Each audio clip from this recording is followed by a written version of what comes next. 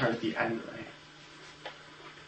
Hi, this is Casablanca, and I'm here to do a prediction spot on what I think will win the Entertainment Awards. Now, this isn't necessarily what I voted for or what I wanted to win, but I'm going to do honestly what I think will win. Now, it being such a great year, everything's been so perfect, so well put together, I had to start at the ending of the list because Best Summer Film, it would be much too hard to do right now, but let me start here and then I'll work my way to the top. Best Poster is first, and they're all very good, they're all very well done, true craft went into them, but I think I have to go with Where Were We? It was so colorful, and it was just so appealing to the eyes, it just made you want to run out and see the show. It was unique, it was well done, and it just had this perfect sense of imagery and object. It just made everything look so energetic. Best Movie Ending is the next award, and while they're all very good, and it would be hard to choose, I'm going to have to go with The Wolfman. It was very simple, very poetic, it was all done atmospherically, and it was the perfect ending of the film. They couldn't have ended it better. It just seemed like an opera.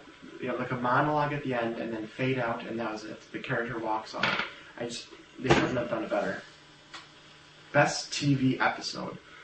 I could be arrogant and biased on this one and say myself, but honestly, I'm going to go with The Real Tales of Horror. I think it was a great show. It was a very, crowd-pleasing show. It was very fun, very entertaining. I wish it would come back because it was very suspenseful, very thrilling as well.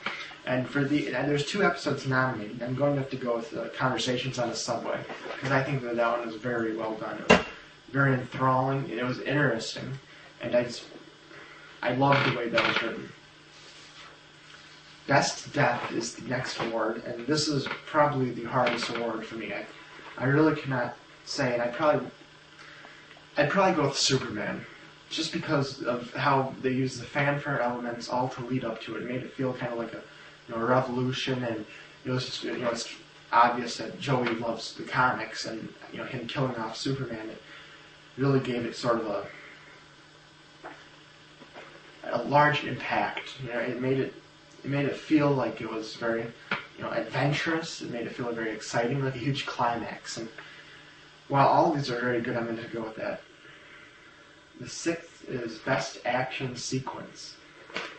The London Romp is very good. The Japanese Imperial Palace is very good, though the movie's not as great, but I think that scene was very well. Las Vegas from Captain Scarlet 2, I'm going to have to go with. I think that's probably the best action scenes I've seen, and it's because of how clever it is. The movie's very intelligent, the movie's very smart, the movie uses thrills, twists, and turns, and the action scene is just as smart. It's really not that guessable. It's all very clean cut, it's not messy like, a Ricochet fight or something. There's no, blood and guts, it's all very, very suave, very swift, and it has this very slick atmosphere about it. Like, like a thin layer of ice. You can just glide through it in a hail of bullets. It's very well put together. Best Villain. Okay, I said this about Best Death, but this is also a very hard one, and I don't think I'm going to be able to say. Lex Luthor is very good. Captain Black was good. Charles Addison from Clocks was good. And I really do not have a guess on what's going to win. Lex Luthor may win. Captain Black might win because of how monumental Captain Scarlet 2 was. But Charles Addison I'm going to go with just because of how well written he is. And he's just, Everett and Clocks, their personality is very dramatic. It's very, very attachable. You can connect to them. And Charles was such a well-written character. I'm going to have to go with him. Now, Best Hero. Okay, I have no doubt that Captain Scarlet's going to win this award. Dryerman, he's a very iconic hero. He's a staple of movie reels, essentially. But Captain Scarlet he's sort of in another league. He's Dryerman with a very intelligent, very well executed, very, I don't want to say epic, but let's say a very complex film behind him. It's not so much as a hero, and he is very well written. He's a great hero, he's very action, his ideals, his morals all go to make the perfect hero, but it's the way he's presented. He's presented as this giant hero. He's presented as this, very likable individual because of the film he's in, really. And I know that shouldn't bias it, but it does. Best female character. Okay, this is another one I'm probably going to say without a doubt on, and it's going to be for Eleanor Rigby. Alicia Dixon was good in Long Coats. I think I just like her because she was filmed. But Eleanor Rigby had this personality around her, more so than any of the other women. She had she had life in her. She had quirk. She had humor. She had, some sort of intelligence. She just seemed very human. She seemed like anyone, like your neighbor, someone you'd meet walking the street. She felt like someone you just knew. And that's always great for a character because it makes it so much more of a personal story, of a personal character, than, say, some cold character, like in my film, A Mirror Image. Best male character. Okay, Larry Talbot certainly deserves it. I believe he's going to win because he made The Wolfman what it is. He made it a success. He made the success because of how there he is. He's sophisticated. He's intelligent. He almost feels poetic himself, and he just fits so perfectly in The Wolfman that it feels like the movie was made around him, not around the fact of the wolf and turning into a wolf and the horrors.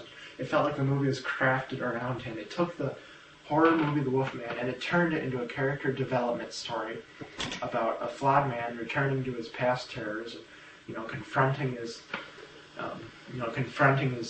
past and everything, and it just made The Wolfman so much more than it, probably would have been without him. Best summer film. This is a tough one, and knowing that it's a three-way tie makes it even tougher. I'm guessing the tie is between Captain Scarlet 2, because of how crowd-pleasing that was, and it's very great, don't get me wrong, but it's just such a film that could appeal to everyone. Wolfman, I also guess it's a tie from. It's obviously great, and it's like a SCF-70 interview. He makes films that are, they're artistic entertainment, so it gets, it's great from a critical standpoint and from an entertaining standpoint. As for the other one that's tied with, I'm going with The Long Coats. I know Jester doesn't believe so because he thinks no one's seen it, but I think that those who have seen it voted for it. And that's because of how ambitious it is. It doesn't feel just like your typical movie reels film. It feels like a movie you'd go to seen in the cinema or something. And that's because of how mammoth it is. It's an hour and 40 minutes. It's a video, and it does not let go that entire hour and 40 minutes. You never have a moment where it's boring or it drags. Constantly moving. As for narrowing it down to one, I won't leave you hanging. I will narrow it down. I have to go with The Wolfman. And only because of the artistic entertainment factor and how universal it is. It appeals to everyone. So does Captain Scarlet too, but Wolfman has a whole artistic flavor to it. It's kind of like a recipe. If you were to throw in some spices of poetry, then that's what Wolfman would be like. Captain Scarlet 2 may just win. It was very well executed and it was very well made. See, Captain Scarlet 2 is very well made, whereas Wolfman is kind of almost otherworldly. It's like a piece of poetry, whereas Captain Scarlet 2 is a great novel. They both have their advantages. They don't really have their flaws, actually, but I'm going to say The Wolfman. Okay, thank you for watching, and that was Casablanca's prediction spot.